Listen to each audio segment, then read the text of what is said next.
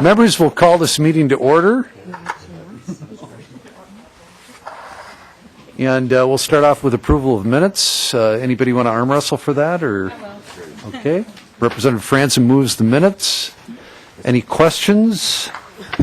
Seeing none. All those in favor signify by saying aye. Aye. Those opposed, and we have approved the minutes. First up, we have House File 1766, Representative Lohmer's bill, and we'll let Representative Lohmer make the motion.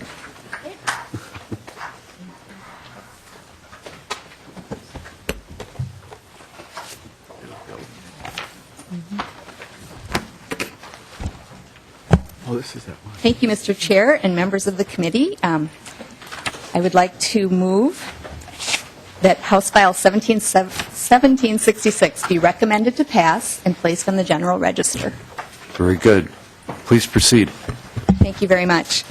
House File 1766 is a pretty straightforward bill which states that child care subsidies cannot be used to pay union dues. The taxpayer dollars that have been allocated for children's care should be spent on these children's care. So I thank you so much. I appreciate your support for this bill, and I can stand for any questions. Very good. Questions, members? Questions. Otherwise, we can take testifiers, and there will still be opportunities for questions.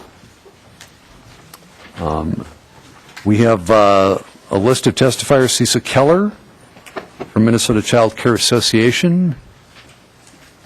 And I'm going to read off the list here, and if you could kind of queue up behind the testifying table, that'll help save a little time.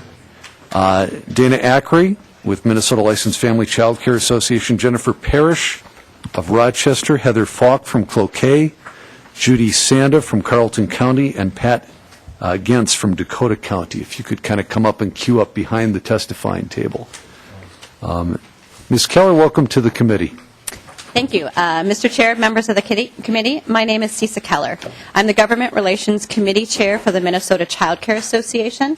MCCA is an association of over 200 privately owned and operated licensed child care centers in Minnesota. We are here today in support of House File 1766, which would exclude the use of child care assistance dollars for the use of paying union dues or fair share fees. The Child Care Assistance Program is a program intended to help low-income families with their child care expenses while they are working, looking for work, or pursuing their education. These funds have been significantly underfunded since 2003 and currently do not reflect the true cost of care in Minnesota. So every penny of these funds needs to go towards providing services for these families, or the remainder of the cost will become the responsibility of the families. While the original intent of the Child Care Assistance Program is a back-to-work program for low-income adults, there has emerged a second function of promoting school readiness skills for children in our care. MCCA's concern is that with an already very low reimbursement rate, the potential use of CCAP dollars for union dues or fair share fees would become a disincentive for providers to even accept CCAP families in their programs, therefore reducing the number of child care choices for families. Currently, Minnesota has over 7,000 families on a wait list to receive child care assistance. These families have all demonstrated that they could be working immediately if they had help with child care assistance. These numbers demonstrate that every dollar of child care assistance needs to be used for services and services only. Thank you. Members, any questions? Representative Murphy. Thank you, Mr. Chair. And Ms. Keller, I'm wondering if you can talk to me a little bit about the funding level for CCAP. You mentioned that it's been underfunded, and I know there was a cut to that in the last budget cycle. So I'm just wondering if you can talk a little bit about the level of funding. Sure. Ms. Keller. Mr. Chair, Representative Murphy, currently there was a 2.5% rate cut that was proposed for the Child Care Assistance Program last year. That was the first time in a long time that we've actually had a cut. There has been no increase in funding since we were cut significantly in 2003. Probably the best number that represents where we're at is the federal recommendation is that parents who are receiving child care assistance should be able to access about 75% of the providers in their area. And I'm just pulling up the most current numbers, as of 2010, instead of 75% of the providers being available to these families, in rural Minnesota, only 41% of family child care providers and only 30% of centers are eligible or would be covered by that reimbursement rate. In the metro, for family child care, it's 34%, and for child care centers, it's 33%. So that is significantly lower than the 75% recommendation. So for the most part, these families are not able to access most of the providers in their area without having to be subsidized through their own pocket. Representative Murphy. Thanks, Mr. Chair. And Ms. Keller, can you just explain that a little bit more? There's a 75% standard, and is it because, I just need to understand what those percentages represent when you say a family can't access. So, Ms. Keller. Mr. Chair and Representative Murphy, basically the idea is if you kind of think the families are given an authorization, and they should be able to take that authorization to 75% of the providers in their care, and that authorization should cover the cost of their care. What it's currently covering is more like, between 30 and 40% of the providers. So it doesn't cover the actual cost of care. And so the difference between what the reimbursement rate is and what the providers are charging, either the providers need to absorb in their own businesses, or they need to pay that back. They need to have their families pay on top of already, determined copays and things like that. Does that help? Yes. Representative Murphy. Thanks, Mr. Chair. And Ms. Keller, is there enforcement of this, if this is a federal standard? Mr. Chair and Representative Murphy, it is a recommendation, and the department is here too, so they could certainly talk to that, but it is a recommendation, and I'm not sure where we are within national standings, but we're getting pretty low to being some of the lowest reimbursement rates in the country. So. And Mr. Chair, just one follow-up, please. Representative Murphy. Can you describe for me the waiting list? Yes, the waiting list, it seems to me when I was on the Early Childhood Committee, in my first year, the waiting list was around 5,000 families. And now it's 7,000 families. Is that accurate?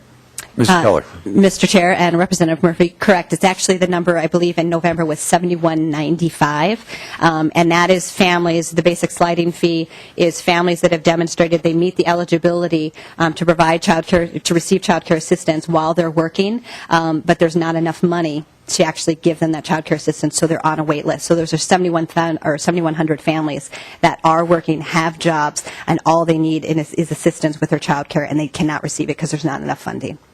So these are working families. Representative Peterson, and then Representative Liebling. Thank you, Mr. Chair. I'm wondering, these funds for CCAP were put in to help working families. What does that do to our workforce when parents or providers can't get the reimbursement and parents are on waiting lists? Do we have any data on that? Mr. Chair and Representative Peterson. Ms. Keller, we haven't elected you yet. That's a great question, and that is very concerning. I mean, these families that are able to work, if they don't have anywhere to put their children, they are potentially not able to work, or they're putting their children in potentially unsafe situations, or not being able to make the choices that they truly would be able to make if they had that assistance.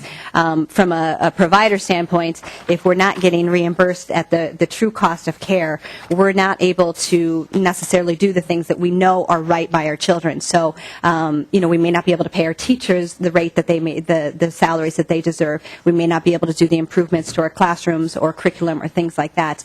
There are some providers that have just decided that they need to stop taking children that receive child care assistance because they cannot viably do that anymore. They can't absorb those costs anymore. So, I know that there are providers within our association that if there's any more reduction in that reimbursement rate, they will stop also taking those children. So, Members, I'm inclined to allow leeway here for conversation. I'm not trying to cut off any legitimate discussion, but I'd like it if we could focus this on the bill.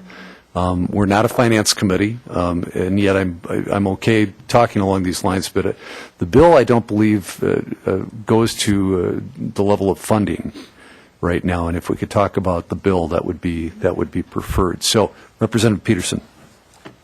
Well, I do think they're related because we're talking about level of funding, but you really did answer already one of my questions I was going to ask, and that was if providers would actually opt out, because I know many providers that I know don't take children who are subsidized because it is harder, more requirements, children who are in and out because parents are working, then not working.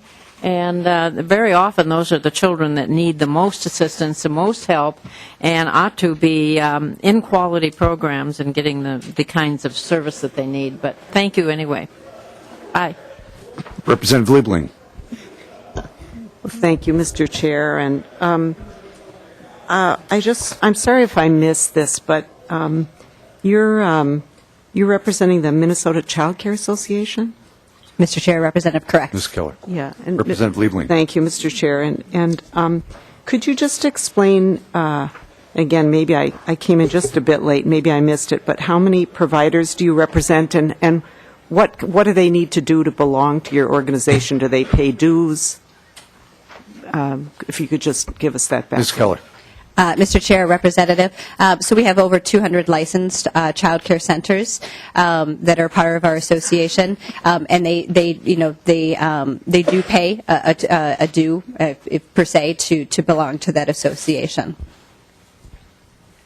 Mr. Chair. Representative Liebling. Thank you, Mr. Chair. So you're representing child care centers, not in-home providers, correct? Ms. Keller. Mr. Chair, correct. Okay. Thanks, Mr. Chair. Thank you. Representative Hosh. Thank you, Mr. Chair. And Ms. Keller, is it? Okay. Ms. Keller, can you just explain to me how the CCAP program works? I mean, and what does a child care center do to be a part of that or to be funded by CCAP? Sure. Members, again, if we could focus on the bill. Oh. All right. I'm inclined to allow some leeway, but we're not really talking about the bill right now. Ms. Keller. Mr. Chair, Representative, families, are you talking about how families receive child care assistance or how centers? Well, Mr. Chair and Ms. Keller, Hosh. the CCAP program, you're funded partially by the CCAP program, right? I mean, is the CCAP program like a voucher that goes to a family, or do you bill and for services rendered and then get payment after that service is rendered? Mr. Chair, Ms. Keller. Representative. So once a family has received an authorization, they'll come to a provider. They'll choose the provider that they would like to go to. The provider will then, enroll them in their program. Once we've actually rendered the services, we then actually bill the county, and we're paid for the services rendered after the fact. Representative Hosh. Okay, Mr. Chair and Ms. Keller, are there any restrictions on CCAP dollars that go to a child care center on how you can use those monies, or can they be used for association fees? Can they be used for charitable contributions, or are there limitations in that area? Ms. Keller. Mr. Chair, Representative, the funds come in and they're rolled into our budget as far as trying to operate the center. So they're part of the operation costs of our centers. So our argument is really just that those costs don't cover our costs at this point, and so we just don't really feel like any other money should go to. It should just go to the services and not to anything else other than the services or what's part of providing those services. So whether that's curriculum or lease or wages or things like that, but it's part of the business. Representative Hosh. Thank you, Mr. Chair. Ms. Keller, just for clarification's sakes, since it goes into the operations, can a child care center use those CCAP payments to be a member of your association or advocacy association? Ms. Keller. Mr. Chair, Representative, our position is that none of our providers actually accept 100% of CCAP children. Most of our have to do a mix of private pay and CCAP children. And so we would say that no, we would actually say you couldn't use any of those funds, and you could use the private pay funds that are coming from our private pay families if you were going to use those dues, if you needed to differentiate those things. But that the state dollars really need to go to just the services rendered. So, Representative Hosh. Thank you, Mr. Chair and Ms. Keller. So then theoretically, a provider, whether they be a center or a home, if they're not 100% funded by CCAP, that same argument could be made in the issue when it comes to any union membership. Ms. Keller. Mr. Chair, Representative, that would be our position. Correct. Yep. Representative Kiffmeyer. Thank you, Mr. Chairman. I'm a little bit, Ms. Keller, a little bit concerned because there was a comment made that might be disparaging to the lower-cost providers. You know, I think I have more confidence in our child care providers that no matter the method of reimbursement, that they work hard to give good care to the children with them. So I'm a little concerned that some of this is tied to an implication that if they are a lower-cost provider maybe, or somebody isn't able to, in their child care center, something like that, serve this population, that somehow that means they're relegated to something inferior or inappropriate or incompetent or something. And I just have confidence in all of these child care providers that they are doing a good job. And I think there are extra services sometimes that are maybe involved in some situations, or there's extra costs because of facilities or other things. So I just want to make sure we don't harm anybody's reputation and imply that they're somehow inferior. Not just a comment, Mr. Chairman. Any response, Ms. Keller? Mr. Chair and Representative, I absolutely agree, and that was not my intent of my comment. Really, the intent of my comment was just that if we run, one of the biggest and best parts of the child care assistance program is it's built on parent choice, and so we want to make sure that parents truly have a choice and they can make those decisions and not be limited in their choices because of the allocation that they've received. So, you know, and that they, you know, are only given 1 or 2 choices versus 10 choices. So that was really what my comment was aimed at. Okay, thank you. We have Dana Acri is up next. Dana, welcome to the committee. Thank Please introduce yourself for the record, say who you're with, and then proceed with your testimony. Thank you, Mr. Chair and members of the committee. My name is Dana Acri. I am a child care provider myself. I am also here representing Minnesota Licensed Family Child Care Association, which serves many family child care providers by supporting the highest standard of care for children in Minnesota's diverse licensed family child care homes through education, resources, recognition, and advocacy. MLFCCA supports this bill, and as you hear the providers speaking today, I urge you to take into consideration these facts. The Child Care Assistant Program is intended to help low-income families afford their child care bill. The money given to these parents for child care is not the provider's money until the parent signs the child care assistant reimbursement forms as payment for the care that was given. If money that has been given to parents for child care is being depleted by fees, we run the chance of providers who will stop taking children on the program. This will reduce the availability for quality child care environments for low-income families, which we just spoke about. It will be a limited amount of programs available at that time if that happens. And as you know, quality child care programs play a great role in a child's readiness for kindergarten. Family child care providers are private small business owners and are not employees of the state. These payments to providers should never be looked at as income from the state that can be divided up anywhere but to the provider directly. Minnesota Statute Subdivision 8 of Minnesota 119B.09 provides that receipt of federal, state, or local funds by a child care provider, either directly or through a parent who is a child care assistant recipient, does not establish an employee-employer relationship between the child care provider and the county or state. If there are fees that need to be collected from providers, there are other options for this rather than deducting them from assistance to low-income families. In closing, I would like to thank you for your time, and once again, please have an open ear to these providers speaking today and help us support the highest standard of care for children in Minnesota's diverse licensed family child care home. Thank you. Thank you, Ms. Acri. Members, questions? Representative Liebling. Thank you, Mr. Chair. And I just want to kind of ask similar questions to the ones that Representative Haas asked, kind of about how the flow of money actually works here. So could you kind of take us through that? If you have a family that's getting the child care assistance, how does it work? At what point do you actually get paid? Sure. I think Ms. Acri. Thank you, Mr. Chair. I believe that there's 2 different ways. It's biweekly or monthly that you record the attendance of the child. Like she had said before, they come into our home and they have the chance to interview with us. And then the providers themselves have to be registered with the county or the state to receive child care assistance funds. The county or the state takes your rates and your policies and procedures and has them on file. And then when the parent comes to your home, so say they came for 4 weeks, I would document when the child was there, send it into child care assistance, and then they would make sure that all the paperwork is correct, that the parent is working, and that the co-payment has been taken from the parent. Then that money is sent out to me. If there's a certain amount of money that's not covered, depending on how much I charge, if it's more with the rest of the children than the county will give me, plus the copay, I need to charge that to the parent. So that money is actually billed before I receive the rest of that. And then what happens is we receive the money at that time afterwards. Okay. Does that explain?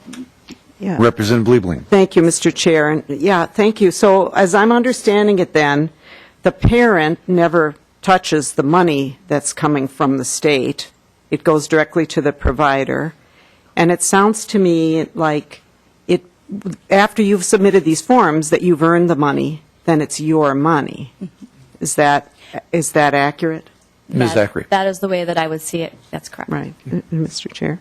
Representative Liebling. Thank you, Mr. Chair. And so, Ms. Zachary, I guess what I'm wondering is, do you think that the state, once you've earned that money, do you think that the state should be able to tell you how you spend your money that you've now earned? Ms. Zachary. Thank you, Mr. Chair. I believe that the state is asking providers, to meet certain requirements. So yes, I need to spend the money in a certain way to make sure that I'm purchasing items or paying employees to give quality child care. I believe that the state's idea to give funding for these parents is to find quality care. So whatever the money that is given to me, I feel as though I have the right to decide how that's distributed throughout my budget. But yes, after it's given to me, it's in my hands, where to place the funds. And if I choose to be a part of association or if I choose to pay fees somewhere else, at that time I could. But I would like to just say something real quick, like if I have a family on child care assistance, I also have other families on a wait list that aren't a part of child care assistance that would like that position. So I could say, yes, I will take a child on child care assistance, but I also could say, no, I could take a family not on child care assistance. I'm not having a problem filling positions. So whether it be from this family from their own pocket or from this family who says, this is the money for my child care and I give it to you, regardless, either way, the money is going to be spent the same way. Representative Liebling. Thank you, Mr. Chair, and thanks. But, I guess my point here is, once that money is given to you, you've earned it. If you then decide that you want to belong to the Child Care Association, or the one that you belong to, or some other group, or a union, if you make that decision that you want to belong to something, shouldn't you be able to spend your money? I mean, even if you get some of your money from unsubsidized children and others, this is your business. You've earned the money. It's your money. Shouldn't you be able to make the decision without the state telling you that you can't spend it on X, Y, or Z? Isn't that if you decide to go out and have a drink with your husband, isn't that your business and not the state's? And you're spending that money on that? Ms. Zachary. Mr. Chair, thank you. I agree to a certain extent. I would say that whatever the money comes in, I know that I make sure that goes out somewhere else to make sure that my business runs accordingly. So once everything is paid for, sure, I may spend it on whatever I need to outside of childcare. But I believe it needs to be into my bank account and into my possession before I make that choice and to have that right once I've received it in hand. Yes. Well, and I might add, Representative Liebling, the state in many areas of health and human services directs and dictates exactly how money is to be spent on particular services, so I don't think that would be unusual. Do you have a follow-up? Well, I do, Representative Liebling. Mr. Chair, and I wasn't going to respond any more to the testifier, but since you're saying that, I beg to differ. This is different because this is money that is being earned. When we pay a contractor, once they've earned the money and it's their money, we don't tell them how to spend the money. That's different than saying that if we're going to have a contract with you to buy a certain service, or in the case of family assistance, that if we're going to give you some money, you're going to have to spend it in certain ways. This is money that people are earning. She's not a welfare recipient here. This is a business who's under a contract, who's getting money that she is earning. And once it's her money, I think she ought to be able to decide how to spend it. Now, whether there would be withholding or not, I think is irrelevant, because I tell the state, for example, I get a check. It's my money that I earn from the state. I choose to buy long-term care insurance. The state deducts that for me. It's still my choice to buy that insurance. The state simply acts as an agent for me. So I really don't see that this is, I think this is more like that and not like things that we buy that we dictate how the money is to be spent. Representative Franson. Thanks, Mr. Chair. I believe that the intent of this bill is to prevent the union dues from being automatically deducted from the CCAP payments. Representative Liebling, do you believe that providers should be forced to have their payments deducted from their subsidy checks when it's ultimately meant for care of the children? Representative Liebling. Well, thank you, Mr. Chair. You know, I think you're raising a straw man here, Representative Franson, because that is not before us, first of all. And, you know, if we want to talk about kind of the underlying issue here, the underlying issue is that people who want to be part of a union and choose to have their dues deducted could do that. No one is talking about forcing anyone to do anything, and that keeps getting raised here. But that is not what this bill does. This, you can say that. The chair before told us we should discuss the bill. This bill says that certain payment cannot be deducted from funds distributed.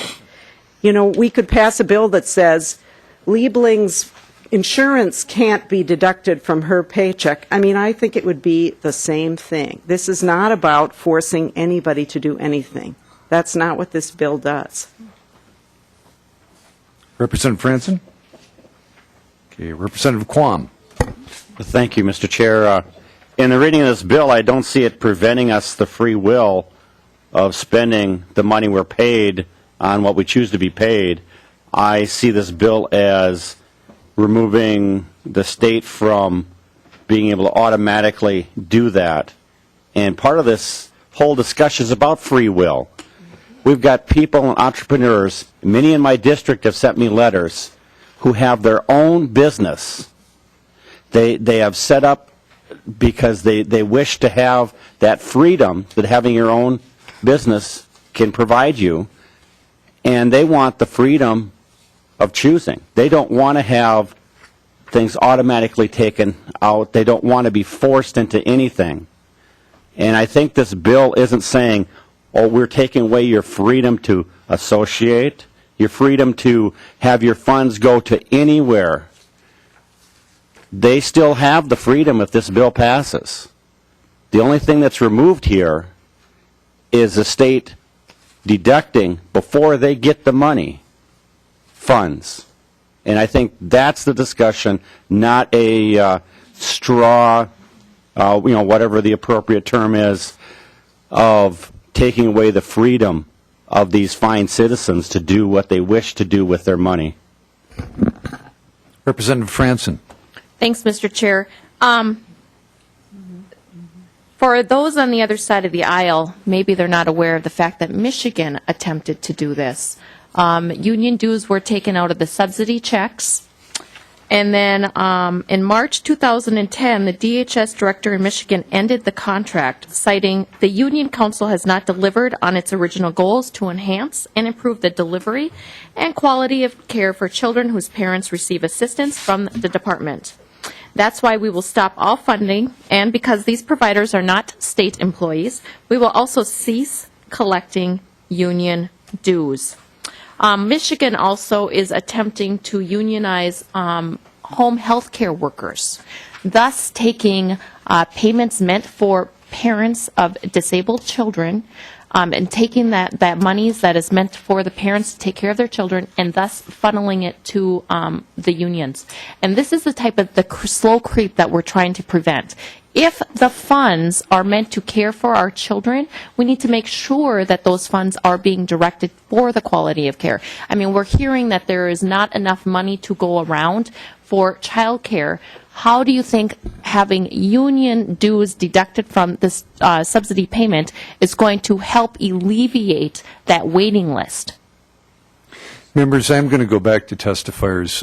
This is great conversation and debate, but I think we ought to do it after we're done with the testimony. Our next testifier, if there's no other questions for Ms. Ackery, we'll release her from the testifying table with our thanks. And Jennifer Parrish from Rochester. Jennifer? Thank you. Welcome to the committee. Thank you. Mr. Chairman, members of the committee, my name is Jennifer Parrish, and I'm a licensed family child care provider from Rochester. I'm here today to testify in support of House File 1766. There are roughly 8,500 family child care providers in Minnesota who are currently willing to accept payment through the Child Care Assistance Program, otherwise known as CCAP, on behalf of low-income families. Unfortunately, I have heard from many of these providers that they will no longer accept these payments if dues and fees are deducted out first. Some of them have already stopped accepting new CCAP families because they believe it's only a matter of time before this happens. I support this bill because if it's not passed, I believe the number of options available to families participating in the program will be significantly reduced. I also support this bill because the money set aside for this program is intended for families who need help. It's already suffering enough from recent cuts, and even before the cuts, there were families on a waiting list to receive assistance. Diverting even a small % of the money dedicated to this program to a union or anyone else is wrong. There are many ways to collect union dues and fees without touching the funds from this program. Child care providers can actually sign up right now to become a union member and have dues taken right out of their bank account. I have the form right here. It's very easy to sign up. There's 2 boxes, and you include a voided check. That's it. And you are signed up. They automatically deduct your dues each month. If you want to look at it, you certainly can. With the simplicity of the auto pay system that they already have in place, there is no need to attach dues and fees to the subsidy program. I understand that there is a great deal of controversy surrounding the potential unionization of licensed family child care providers, but I am here today to urge you to separate this bill from that controversy. This bill is not saying that there can't be a union. This bill is not saying that there can't even be dues or fees. This bill simply ensures that the funds set aside for the Child Care Assistance Program will continue to be used only for that purpose. Thank you. Thank you. Members, questions to the testifier? Seeing none, we'll move to our next testifier. Thank you, Ms. Parrish. Heather Falk from Cloquet, welcome to the committee. Good afternoon, Mr. Chair. Good afternoon, committee members. My name is Heather Falk. I've been a child care provider in Cloquet, Minnesota for 10 years. As a licensed family child care provider, I urge you to support this bill 1766. I have 14 children enrolled in my program, and currently I have 2. And that started in September. Prior to September, I had 7 children in my care on the CCAP program for over 4 years. Before that, I had none. So my numbers have fluctuated over the past 10 years. That's kind of the nature of the program.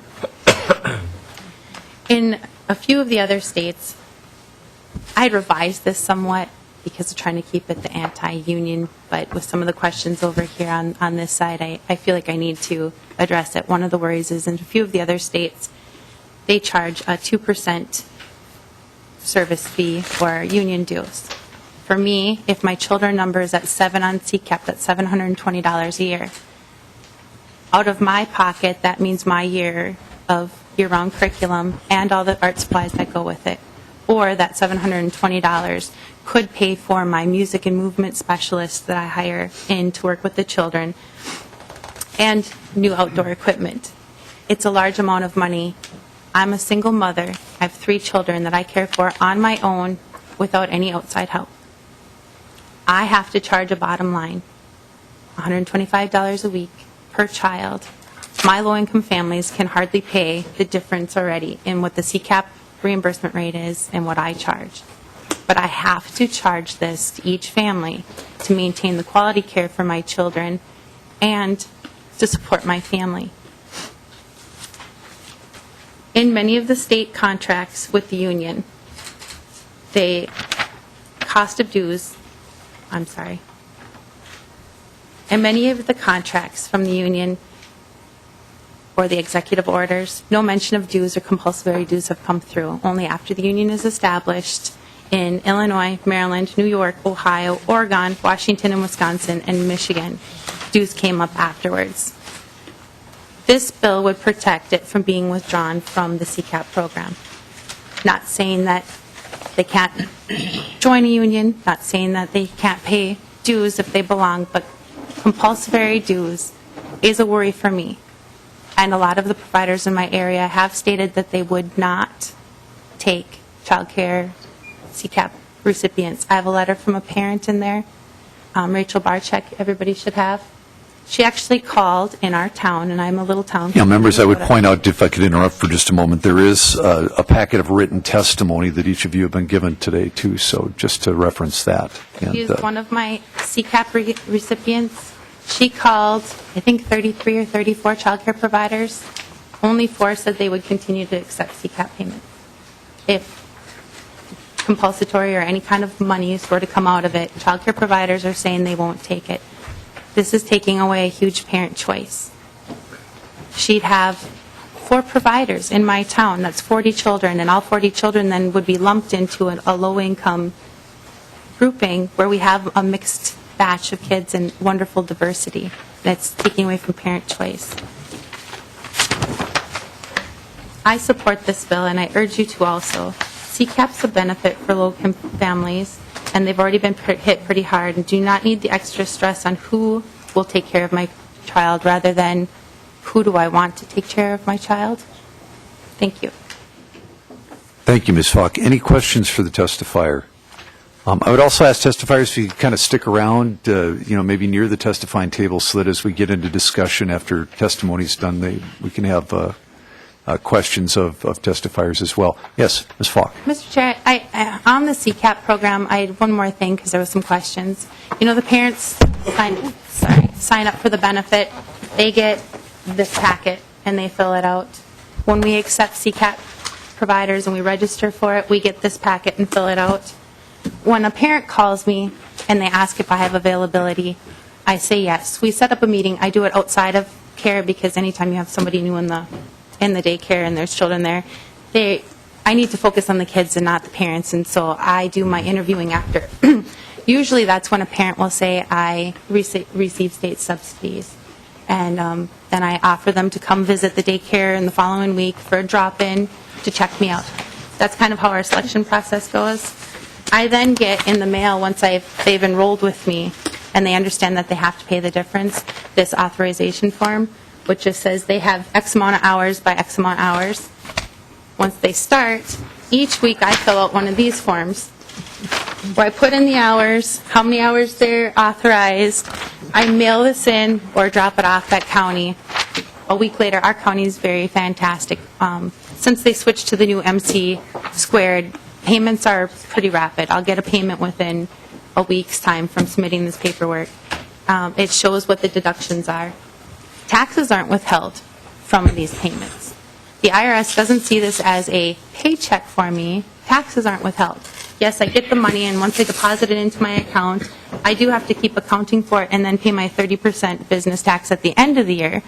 But it's not really my paycheck. It's a coupon or a scholarship, per se, to help parents pay for my services. That's my little piece on my CCAP families. Thank you. Thank you, Ms. Falk.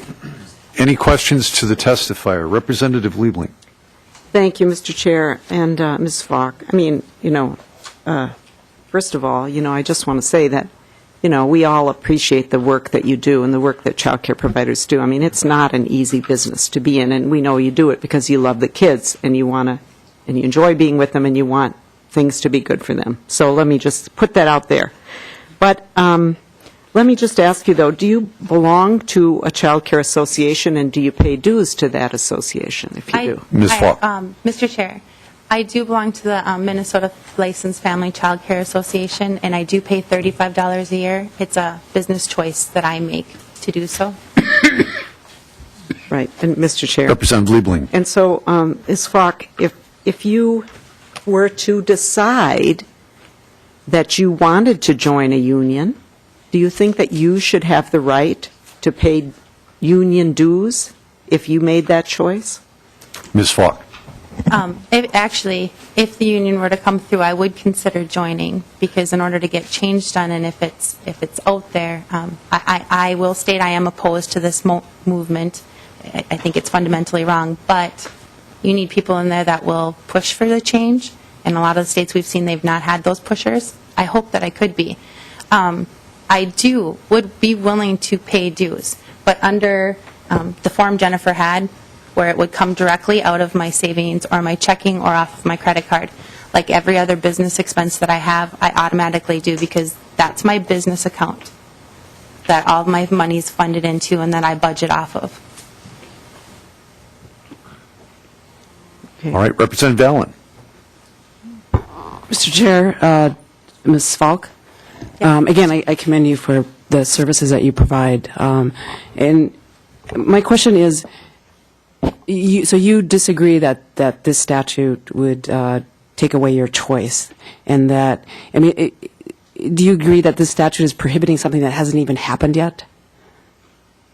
I mean, you right now you're not required to pay union dues, right? I mean, you're not, you haven't made a choice to collectively bargain, to consent to to union participation. Is that my understanding? Ms. Falk? Mr. Chair, under the executive order as it stands, I am a CCAP recipient, which means that I will be represented by the union regardless if I am a member or not currently. And because of the research done in all the other states, these contracts in all the other states are pretty much the same. They look the same with minor functional differences because CCAP runs different in each state. The one thing that does happen is the fair share dues or the agency fees or compulsory dues are removed from the CCAP program, and I am fundamentally against that. Mr. Chair. Representative Allen. Ms. Falk, so I'm just trying to understand here. You view this statute as forcing that it protects you from being forced to be part of a union. Is that? Mr. Chair. Ms. Falk? No, it doesn't force me to be collective bargaining.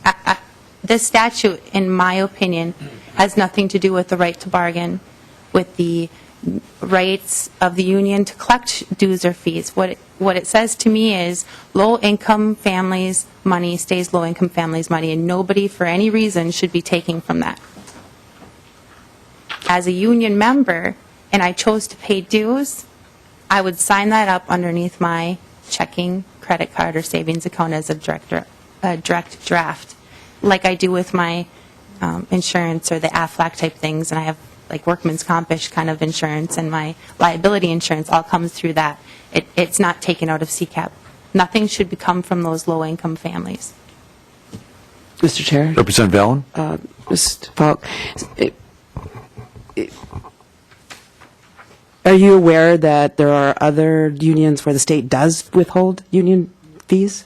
Yes. And no problem. Nobody's going to come and take you away in handcuffs. I'm new at this too. So you answered that question. Representative Okay. Follow-up question. Certainly. Mr. Chair. Ms. Falk,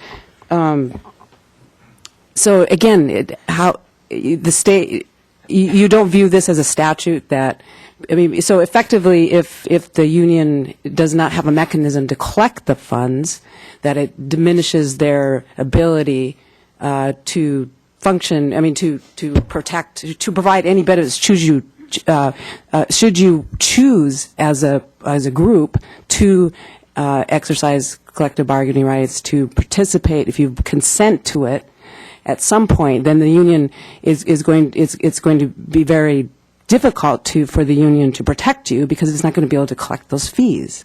So I fail to see how you view this as not taking away your right to collectively bargain, that the state is actually preventing it's restricting collective bargaining rights. It's taking away your right, a right you haven't even had a chance to vote on that? That that's prohibiting something that hasn't even happened yet? Ms. Falk, any response? Yes. Mr. Chair, I don't feel it's prohibiting at all. This money is not my money, and my taxes aren't automatically like any other paycheck.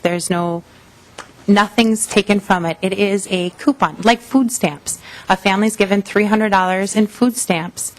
That store owner doesn't get to automatically withdraw their employees' union dues from the food stamps before the family has a chance to spend it on the food. I look at it like that. Once the money that comes through is in my account and the parent pays their difference and it's in my account, it's very easy to collect dues that way.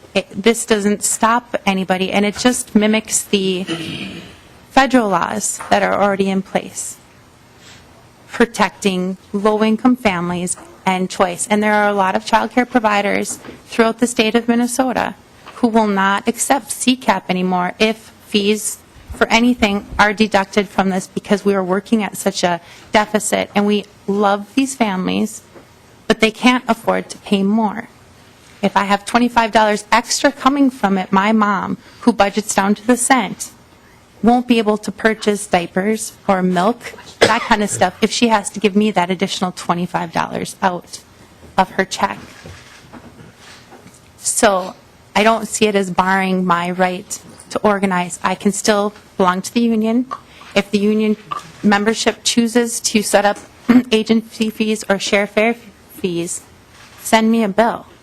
Or send me the option card. I'm sorry, Jennifer has the option card, which is just check a box and voided check, and it can automatically come out each month. It shouldn't hinder the union at all in collecting dues.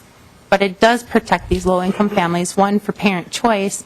If providers are worried about this money coming out, and there are a lot of providers who are fundamentally against this movement, and a lot of providers who don't agree that it fits their business model, we don't want to take those providers away from the parents. And these low-income families really need to have a good choice of quality parents, or providers, sorry. Thank you, Mr. Chair. Members, we have, Thank you. if you have a follow-up, that'll be fine, Representative Allen. I just want to remind us, we've got two more testifiers in favor of, and I want to offer equal time to anybody who has not signed up yet for the other side. Okay, so I just want to make sure that we understand we're trying to be fair here as far as equal time for testimony. So please, Representative Allen, proceed with a follow-up if you want, but we should also try to get to the other testifiers yet, too. I'm finished. Thank you. Thank you. Representative Kiffmeyer, Representative Moran. Thank you, Mr. Chairman. I think this is just a fundamental situation where we look at independent private business owners being able to make a choice. And just a real clear distinction. Are you going to be mandated, or do you get to have a choice? That's all. And I think what you're saying is you can see some value. You just want to make it a choice and let other people make a choice on their own terms and not have this be a mandated association. And I just really appreciate that, Mr. Chairman, and that's all.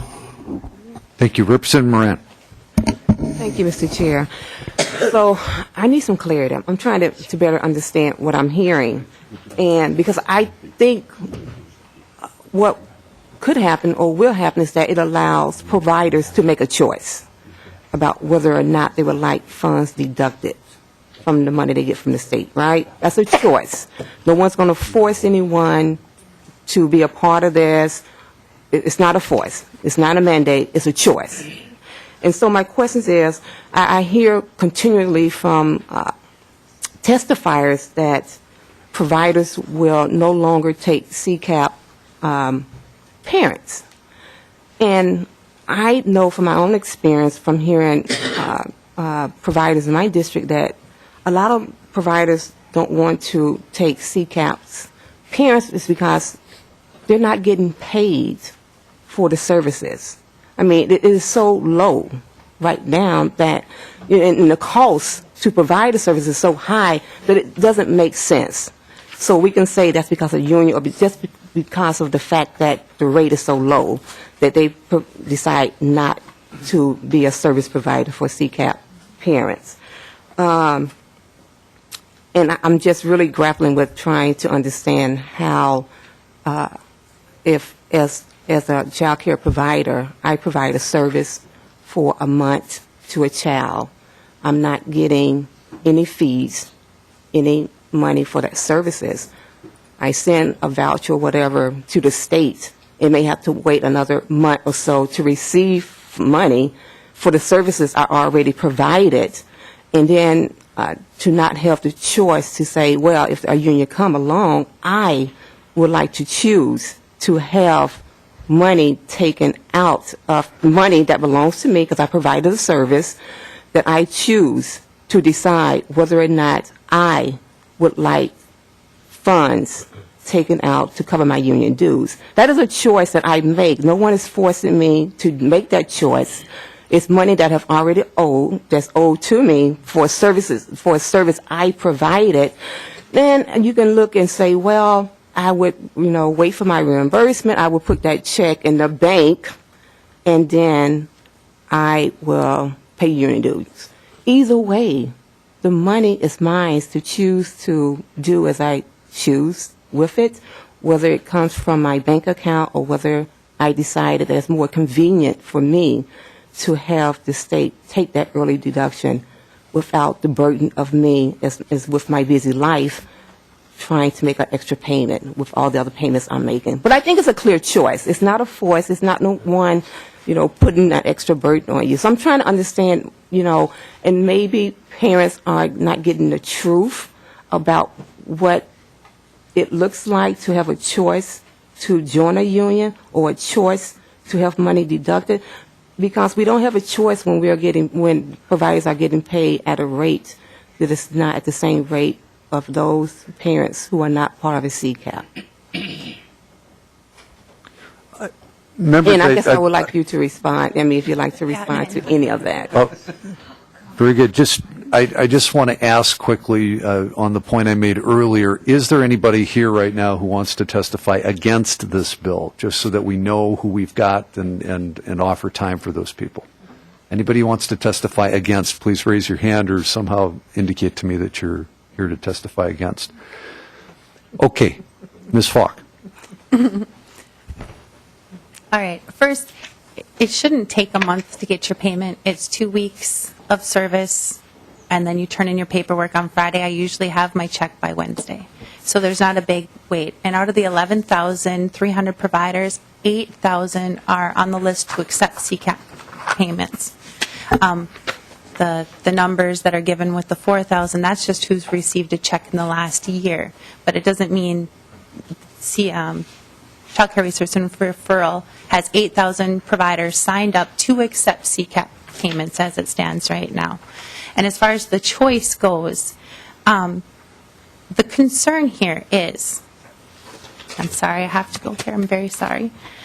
The following states started with executive orders that authorized unionization without compulsory dues, just like the executive order that is here in Minnesota now.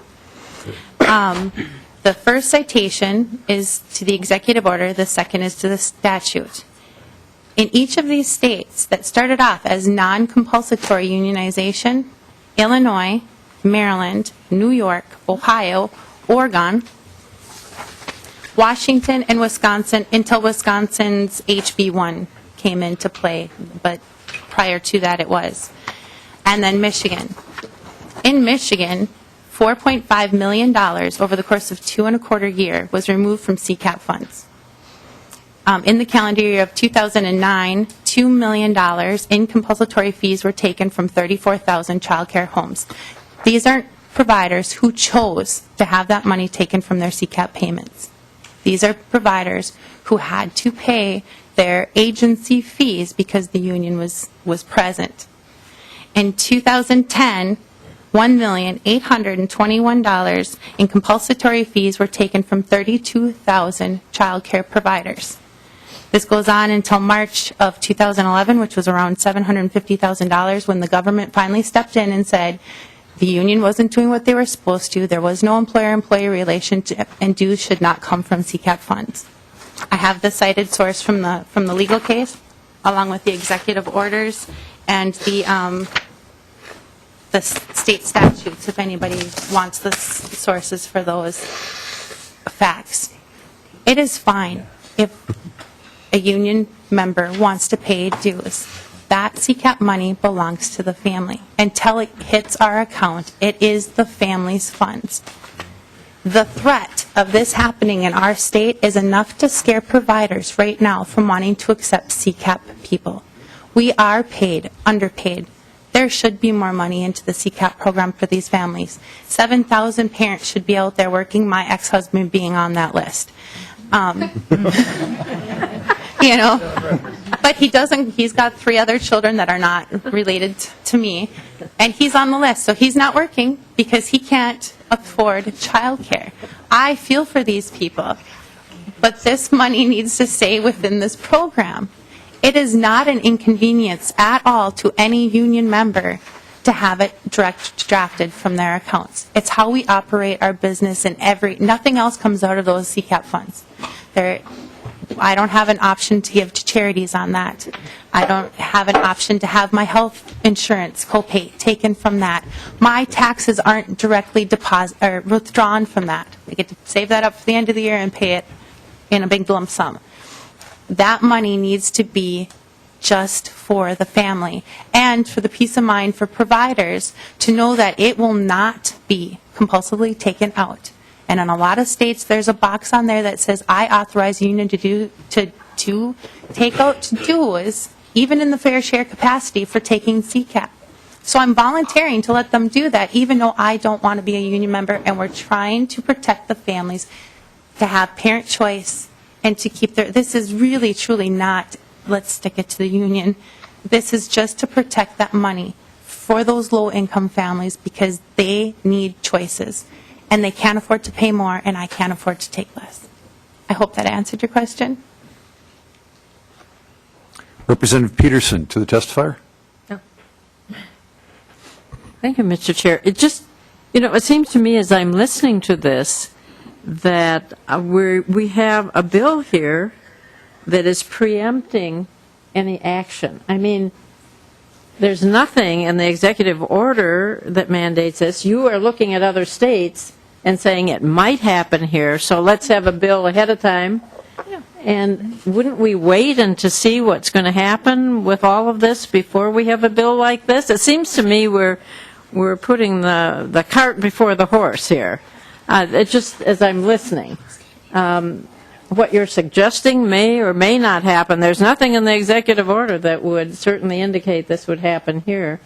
And it seems that bill could come back at some point in time if it did, and you could certainly do the same thing. But we don't have anything to even, this is really preempting something that we don't know is even going to happen.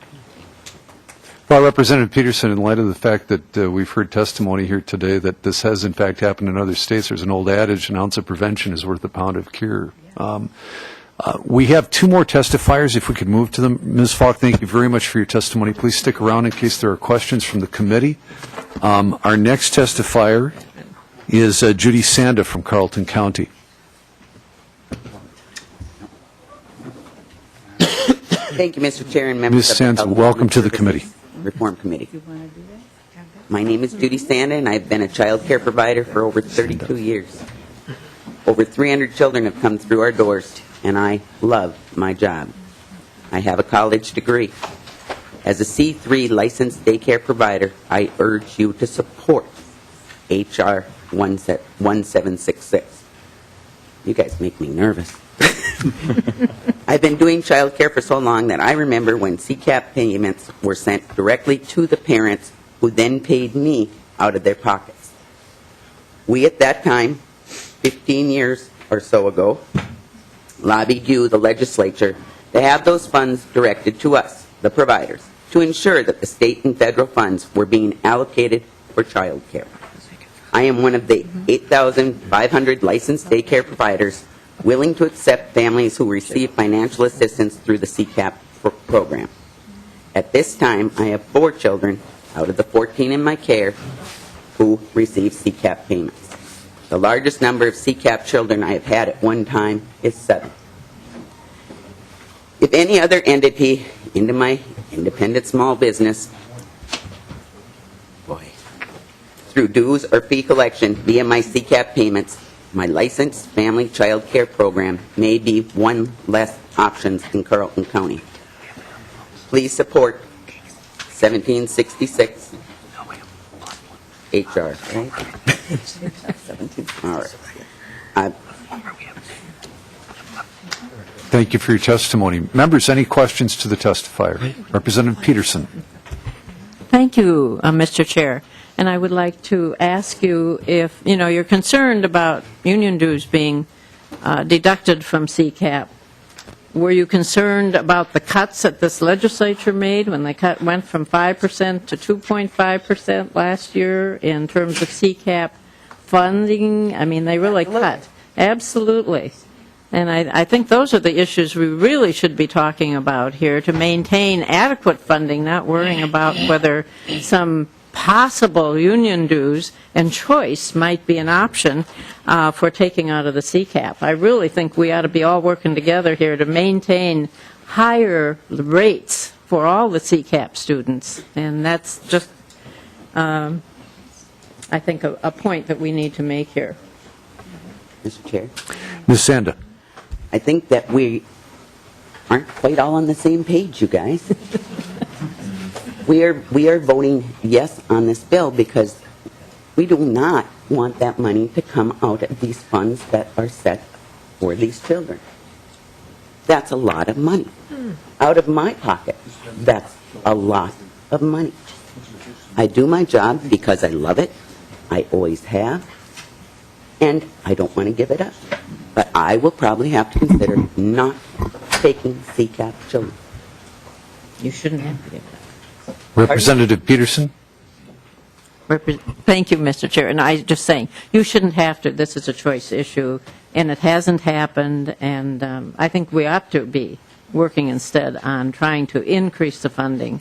And also some other exciting things that could happen that would provide more services for our students if we had the opportunity to work together. But that's a dialogue I won't go into today. It would take too long. Representative Franson. Thanks, Mr. Chair. Representative Peterson, this kind of reminds me of if a house was on fire, would you wait to call the fire department until the house had completely burnt down, or would you try to, stop the fire from destroying your house? Basically, this is what the providers are doing. They are trying to stop this legislation from happening before they have to wait for the bill to pass of the union dues being taken out before, they have to come back to the legislature and try to amend it so that the union dues are stopped. Well, Mr. Chair and Representative Peterson. I wouldn't call the fire department a month in advance and say, I think I'm going to have a fire. So I'd like to let you know so that maybe you can stop it. I think I'd wait until that happened, and then I would call at the last minute when the fire happened, I'd call the fire department. Members, it is a policy committee, and certainly bills are in order that propose state policy. The policy proposed here is that we not allow this. So let's move on to the next testifier. Ms. Sanda, thank you for your testimony. Pat Getz from Dakota County is next. Ms. Getz, welcome to the committee. Thank you. Thank you for giving us this opportunity today. We're really grateful for this. Good afternoon, Mr. Chair and members of the committee. My name is Pat Getz, and I've been a licensed family child care provider in Dakota County for 28 years. I'm also here today in full support of House File 1766, which prohibits the extraction of any dues or fees from child care subsidy payments. There are many reasons why I support this bill. Perhaps the most important is that CCAP is a public benefit that is intended to help low-income families pay for the care of their children. CCAP is not a benefit intended for child care providers. To deduct any fees from CCAP payments will directly deprive these struggling families of financial resources that they desperately need to pay for the care of their children.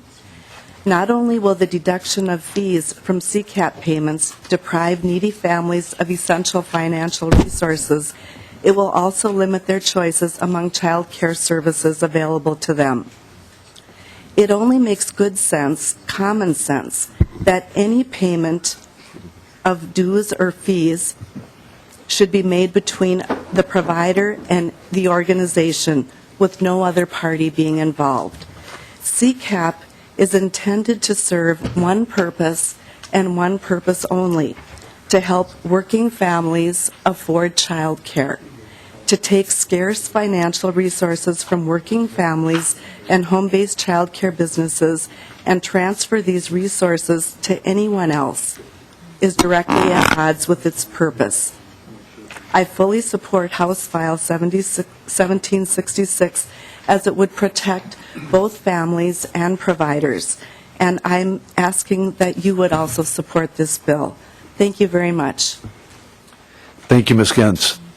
Any questions for the testifier members? Representative Moran, and then Representative Liebling. Thank you, Mr. Chair. You know, it has come so clear to me what I think I'm hearing from you guys, and I'm hearing a fear.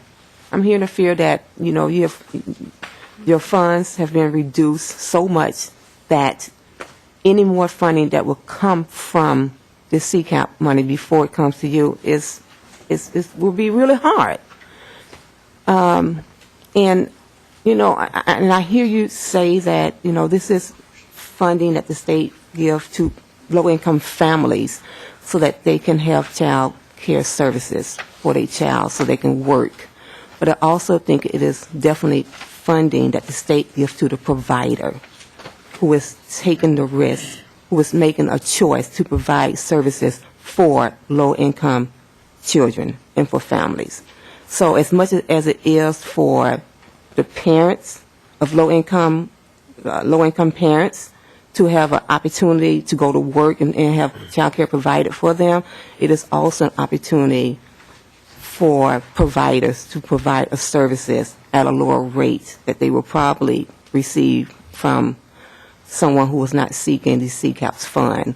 And I definitely hear that, you know, because the rates are so low, why should we have to have more money deducted from these CCAP funds? And again, it is a choice. It's not something that you will have to do, you should do, or someone's going to force you to do. It is a choice of yours to make happen or not. So I just wanted to, that's the way I see it. Okay, Representative Liebling. Thank you, Mr. Chair. And not so much to this testifier, but kind of more in general to the past testifiers, too. The problem, I think, the misunderstanding here is what does this bill actually say? This bill does not just say that you can't have something deducted involuntarily. It says that the union dues or fair share fees may not be deducted. In other words, if you want it to be handled through the state, this bill takes away your choice.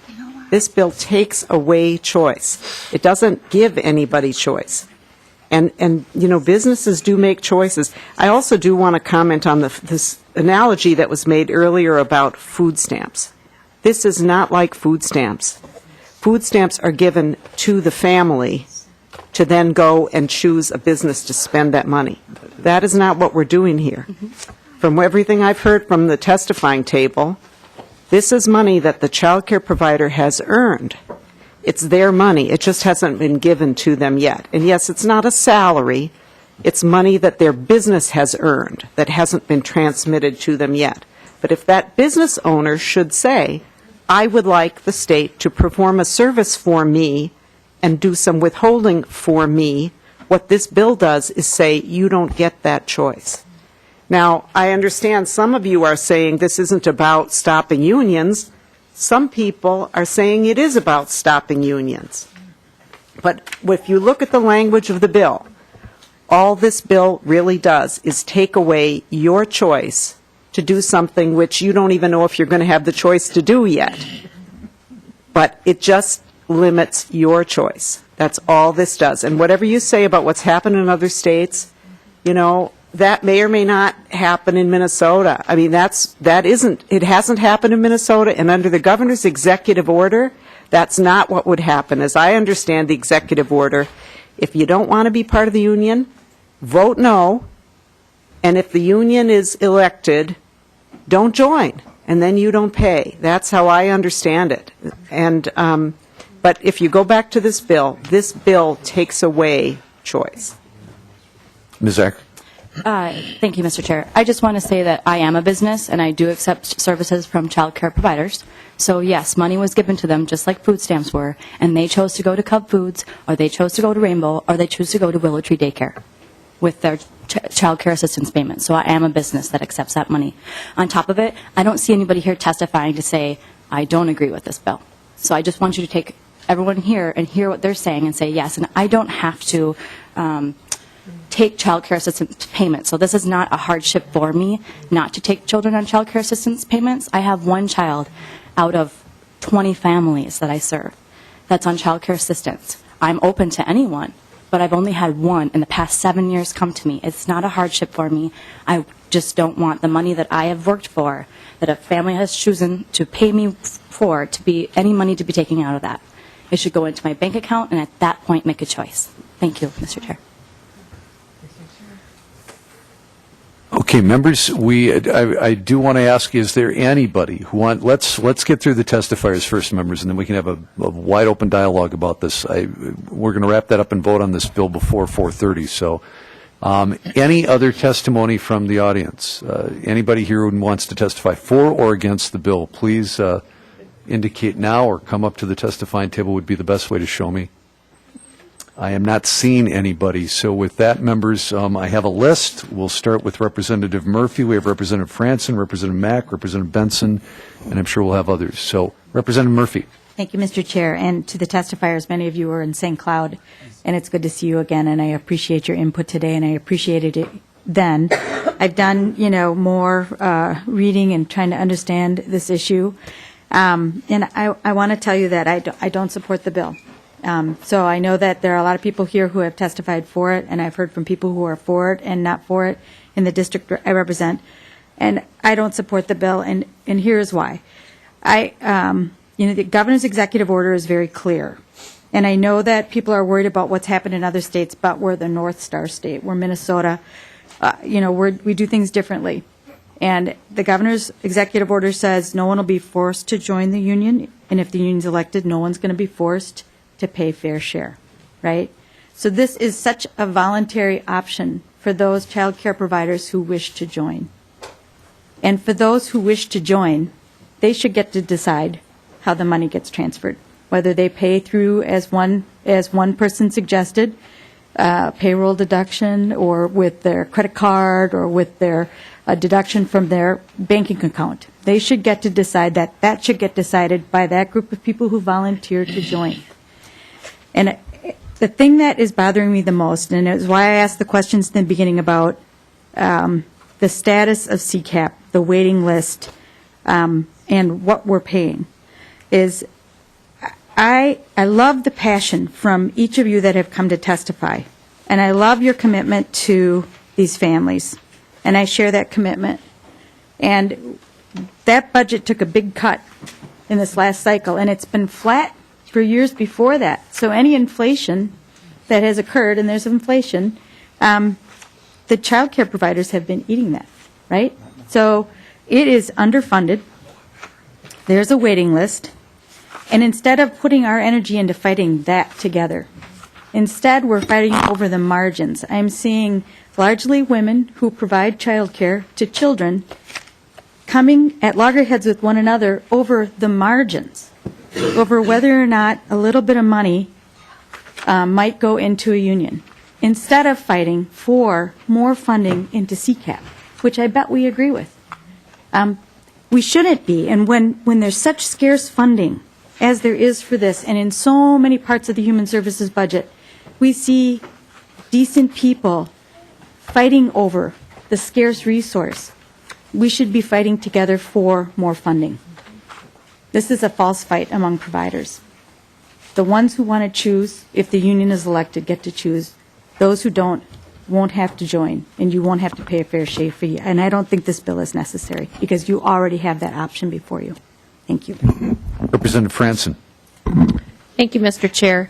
As a child care provider myself for about 5 years, I can empathize with the with the budget cuts to the child care assistance program. I had numerous families that were on that program, and it was a blessing for those families to be able to know that their children were at work, being taken care of with the assistance of the government. And some had no copays, and some had, a couple $100s worth of copays for the month. And that was a struggle. And also sometimes it was a struggle if I would sit with the parents and we would discuss what my rate was, and my rate was $115 a week for 4 to 5 days of care, or $23 a day if it was a per day contract. And the county reimbursed me per child, and this is for preschool up to school age, or toddler to school age, was $21.57 a day. So there was a difference that if I felt that that parent could not make that difference a day, that I would subsidize that family, never question them about it. And sometimes the family would say, you know what, it's not a hardship for me. I appreciate what you're doing, and I am able to pay that difference. And that was a business decision that I and the family made together. And on top of being a child care provider, I had various instructors that came in that sometimes I would have to subsidize the music teacher coming in because the family on assistance, and sometimes even those that were paying cash could not afford the extracurricular activities that my business provided. But once again, that was a business decision. But yes, there is 7,000 people looking for a job, needing care. And so, yes, I suppose that is something that we should be addressing instead of fighting this battle. But however, the legislation is before us. This is a real issue that the providers have, and more providers than not are having the issue of being forced to unionize. Now, the executive order says there will be no fair share dues, there will be no union dues. But, if this was truly voluntary, if joining the child care union was truly voluntary, the executive order would not be needed. The the union or the child care providers are already able to join a union. We saw the card. Union dues are being able to be being deducted from their checking account. So, like I'm going to reiterate, is if it was truly voluntary, Governor Dayton and AFSCME and SEIU would not need an executive order. Representative Benson. Thank you, Mr. Chairman. I think that the bill needs to move forward unless the governor is going to rescind his executive order. And it's important for a couple of reasons. And it goes to the executive order itself. And unless suddenly the governor has had an epiphany about right to work, I'm not sure how this all works, that suddenly we can choose one industry from another and decide that they can be or they can't be organized or forced to be organized. So I'm not sure how that will work.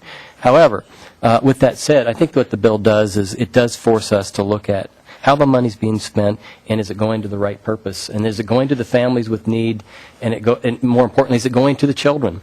And out of respect for the chair, I didn't say anything regarding the earlier testimony with the 7,100, but I have lots of questions about it, and I have some real concerns about how much money is being budgeted. How's that list created? Is it means tested? Is it first come, first serve, and all those things? But as it pertains to the bill, I'm for it, and I think that it's going to be difficult to overcome our differences. But it's important. I really think it raises the question that most of us have on our mind in terms of organizing and isn't it an appropriate vehicle to even talk about, is it government's job? I think we need to have a roll call and put people on record for where they support, the children or someone else. Okay, roll call has been requested. There will be a roll call on the vote on the bill. Representative Franson? Would the representative from MLFCC, Minnesota Family Licensed Child Care Association, come up?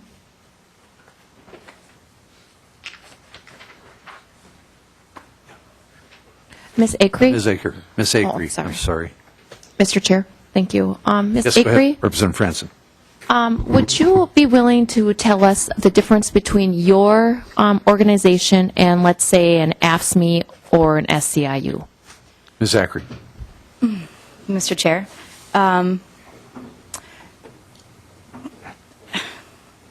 well, providers have the choice at this point, as of we've heard possibly down the road, maybe not having a choice to be a part of an association or of a union. When providers choose to be a part of the association, there's membership benefits that they're allowed to be a part of. It's $35 a year to be a part of this. And then also, local associations are also a part of MLFCCA as a membership, and we offer free trainings, different things that would benefit the provider as a business. And we're there to support them. Like I said earlier, our mission statement is to support the highest level of care for children, and that's their main goal. So those who are a part of the association choose to be there. We give membership benefits. Oh, I'm sorry. Hello, and the big one, why I'm here, legislative advocacy. I'm an advocate, as well as the other employees or people who work for MLFCCA, or even members sometime will come and testify representing MLFCCA to represent family child care providers. If the union was put into place, it's my understanding that I might not have the choice to come here anymore as an MLFCCA member or speaker of or a provider myself. And so MLFCCA is a way for providers to be able to come and speak to you guys and has been here to support me as a provider. Was that? Representative Franson? Is MLFCCA a political organization? Ms. Zachary? Mr. Chair, no, it is not. Mr. Chair? Representative Franson? Mr. Chair. Ms. Acree, do you endorse candidates? Ms. Zachary? Mr. Chair, not that I'm aware of. Representative Franson? No further. Mr. Oh. Representative Peterson? Thank you. I can't let that go. Okay, and what if, since you don't have lobbyists, I should ask, do you advocate here with lobbyists at the legislature? How do you get your point across that you need more money and that you have advocates here that will be here to talk about that as an association? Mr. Chair. Ms. Zachary? Can you ask the question again? I didn't understand. Representative Peterson? Well, and I would say if you're talking about the unions, and obviously Ms. Franson was, they do have lobbyists who come here and who would be very strong advocates for increasing the money, and they would be here daily to talk about the need for increasing those dollars that go to CCAP, because it is important, and it's a shame that we have not done that. And I'm wondering what your association does then to advocate for the issues that you need. Mr. Chair, Exactly. I have been asked to come here on certain occasions to speak on bills that have been potentially affecting child care providers. I know that Katie Chase, the director, is here quite often. And then also we are part of an umbrella strategic planning, which has different associations, and different associations that we are under a big umbrella also come and are advocates and speak here, if that answers your question. Representative And Peterson? Mr. Chair, I would follow up, and have you been successful in getting more dollars on CCAP with your association? Yes. Ms. Zachary? Really? Representative Peterson? And I would say that the cuts have continued. It's been inflationary. We've had no increases. In fact, we've had only cuts. So we've been pretty ineffective here as an association, I think, in advocating for the needs of these CCAP children. I'm going to follow up with one other issue, and that is, Representative Peterson, go ahead. does the association have any kind of regional hub or center where you might have group health insurance, where the providers could get group health insurance? Or do they have a place where you could have a resource center for getting substitutes, or a resource center where you could get help with students who need special ed? You might have a provider who's having trouble with special ed needs. Now, I know you give some professional development, but is there some sort of regional hub that would provide really like even human resource services for, if you've got other employees that you could get assistance or help and save some money. You could actually save money by having a regional hub that would provide some of those services. And I think that in the long term, that was some of the plans for the unions to be doing. And I'm wondering if the association has anything like that in place.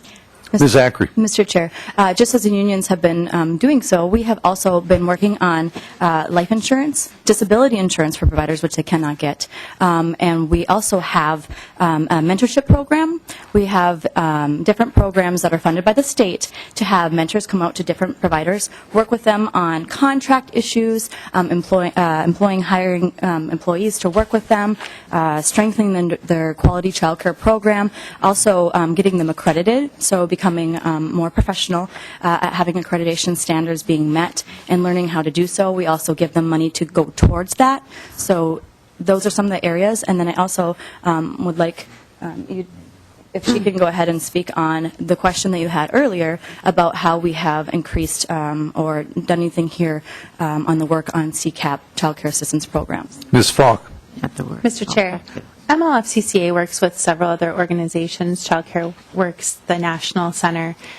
When that proposed 5%, they were here lobbying hard and were successful in getting it down to the 2 point whatever percent it was that the cut ended up being.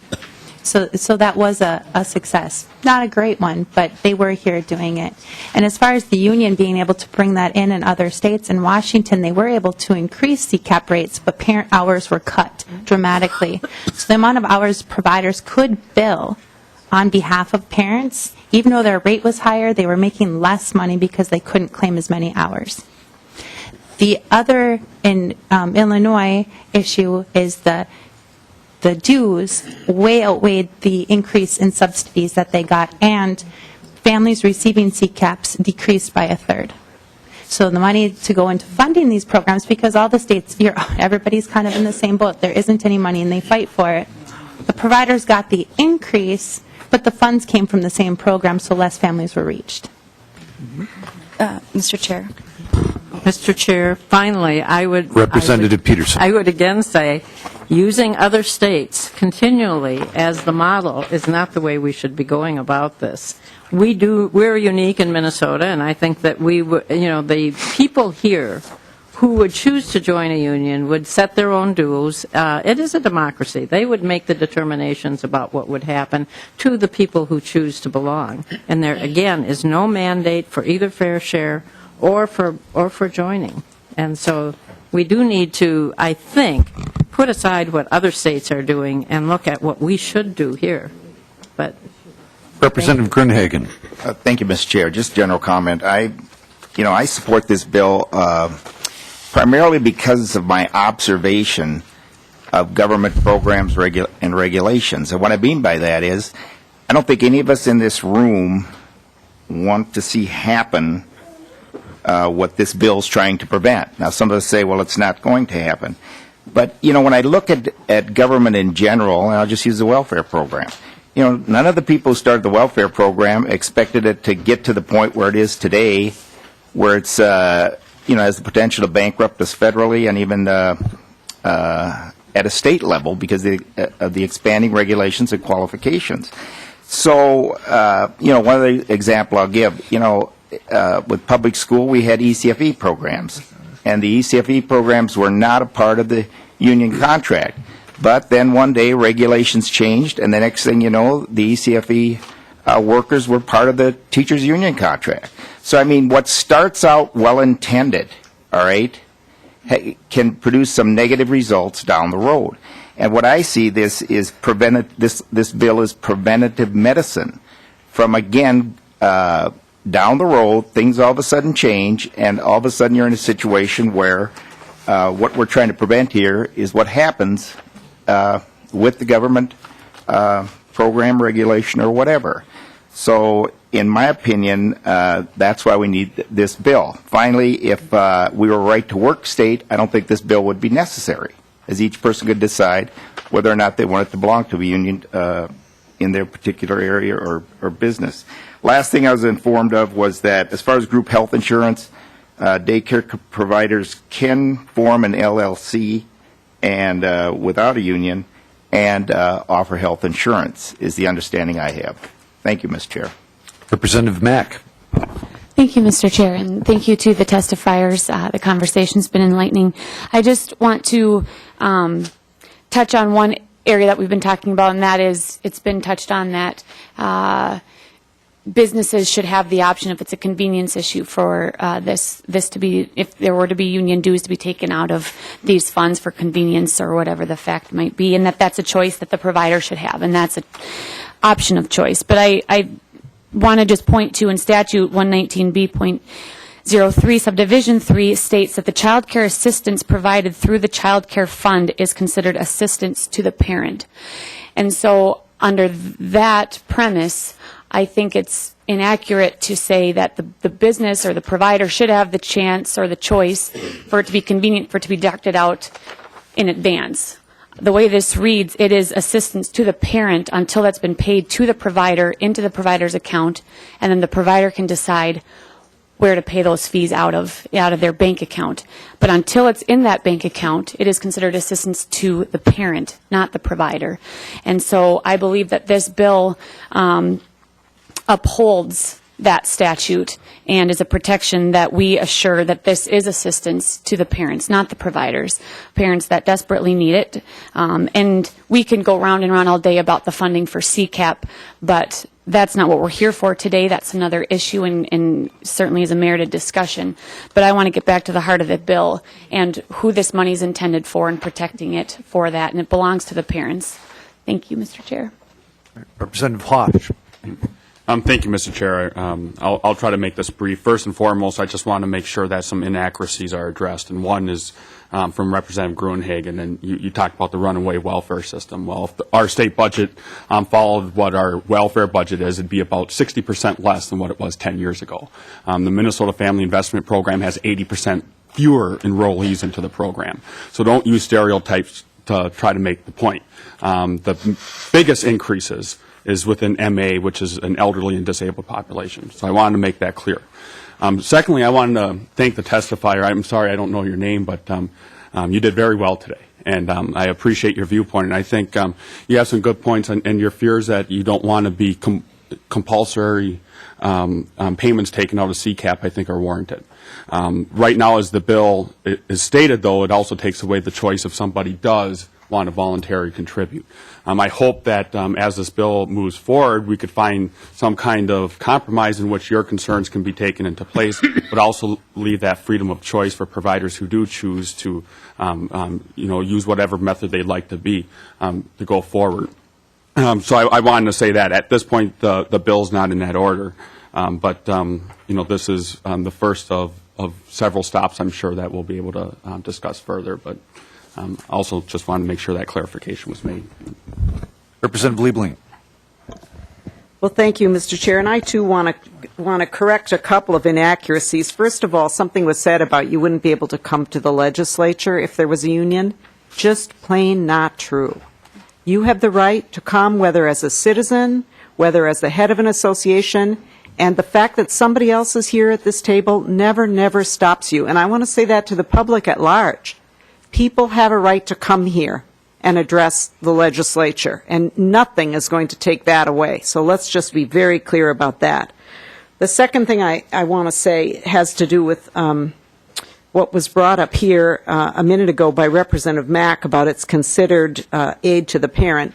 I guess I could ask staff about this, but I don't know. I haven't looked at that statute. I don't know considered for what purpose. But I can pretty much assure you that if, for example, the provider provided those hours of care and then the person lost eligibility, that money would still go to the provider. That money is earned at that point and becomes the provider's money, and it doesn't have to hit their bank account. They at least have a right to those funds.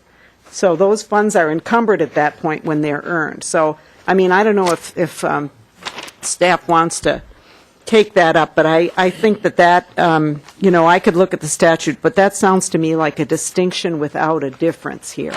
That this bill takes away the option which isn't even right now happening and may not happen, but it takes away the potential option for a business owner to ask the state to act as their agent to withhold some funds. That's all it does. It takes away choice. It doesn't give anybody any choice. Ms. Falk, a brief reply. You know, I'm not sure if you caught it when Judy Sanda was up here testifying, but over 15 years ago, that money went directly to the family. We filled out the paperwork and said when we had care, the money was sent directly to the family. The family received it, and then they wrote us checks for it. We came here and we lobbied you on our behalf and asked that this money, if it's set up for child care, should go into child care to cut down on wherever that money was going. And you did grant that. But that money is for the parents and used to go straight to the parents. And we appreciate that you've skipped the parents and sent it to us. But if it was still in that method, we wouldn't be sitting here now either. Thank you. Could we perhaps, I think Representative Liebling is asking a very valid question. Staff Danielle, do you have any, I believe the statute you quoted is at least correct. I don't think, but let's see if we have a clarification. Mr. Chair and members, Representative Mack is correct. In 119B.03 subdivision 3, there is a sentence at the end of that subdivision that has to do with eligible participants that just states that child care assistance provided through the child care fund is considered assistance to the parent. Now, with Representative Liebling's point about what happens if a family loses their authorization or maybe their authorized hours are reduced, I don't know exactly how the county handles that as far as when the provider gets the notification and if they've already provided hours that are no longer authorized, if they would still be paid for that time or not. Perhaps there's someone here from DHS that could provide some clarity on that. Well, Mr. Chair. Anyone here from DHS? Representative Liebling. Thank you, Mr. Chair. Well, that's not exactly the question. It's if the person, it's if they provided authorized hours and then the person loses their eligibility. In other words, when you say it's assistance to the parent, the next question should be for purposes of what? So if a provider provides hours and then the person afterwards loses eligibility and they haven't gotten the check yet, if they don't get that check, I bet you there's going to be a lawsuit, and I bet you the provider is going to win because they've earned that money. So yes, it's assistance for some purpose. I haven't read the statute and I don't know what the meaning of that is, but that money then is owed to that provider. Representative Liebling, I think we do have somebody here from the department who might be able to help us out. If you could introduce yourself to the committee and then proceed. Mr. Chair, my name is Mary Orr. I'm the director of the Community Department. That was me, sorry. Go ahead. At the Department of Human Services. And it's at the point of disbursement of the payment, and so it really is a very timing issue, but at the point of disbursement of the payment to the provider for the service that they provided, we would consider that to be the provider's funds at that point. Okay, so my point of clarification is I think the bill in its union dues or fair shares may not be deducted from funds distributed. So the bill is speaking to not deducting from the funds as they're distributed. So prior to them being received by the provider. Mr. Chair, at the point of distribution, we would consider that funding to be the provider's. Okay, very good. Thank you. Representative Moran. This is for staff. Thank you, Mr. Chair. When was that statute enacted?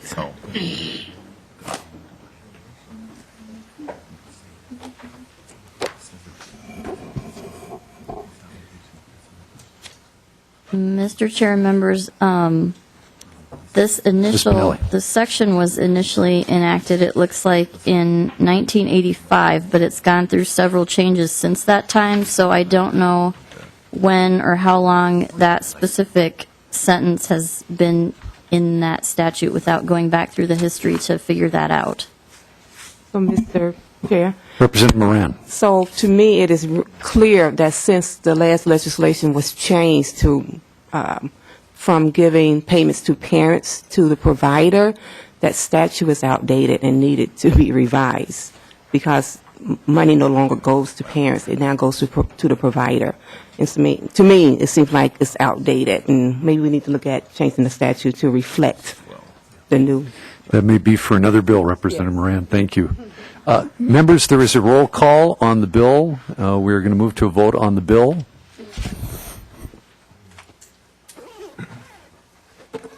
Representative Lohmer, do you want to make any final comments about your bill?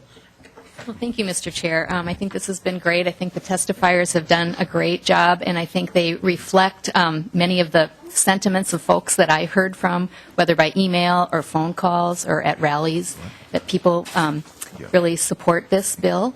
And I think it's curious, the fact that we don't have any providers here that really want to have this option. So the card that they showed seems like a very good option for people who do want to have the option of joining the union. So I will now renew my motion that House File 1766 be recommended to pass and placed on the General Register.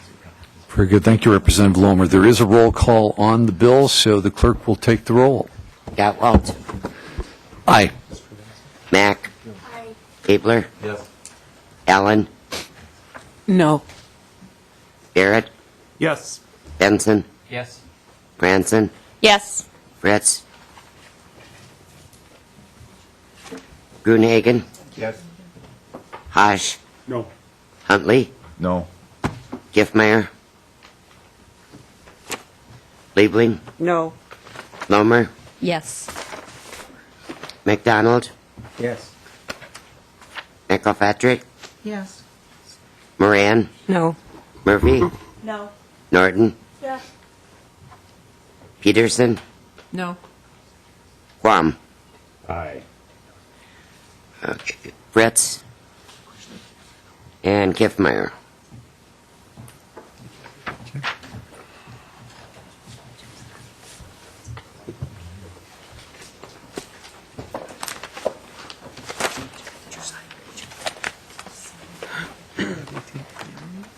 Okay, there being 12 ayes and 7 nays, the motion prevails and the bill is adopted. The motion, I'm sorry, the motion, the motion prevails and the bill is placed on the General Register. Let's try that again. Okay, members, real quick, some housekeeping. Our next meeting is Wednesday, February 8th at 2:30 here in room 200. Bill deadlines have been released, so I'll announce those again. First deadline is Friday, March 16th. Second deadline is Friday, March 23rd, and the third deadline will be Friday, March 30th, 2012. There being no further business before the committee. The committee stands adjourned. Thank you, members.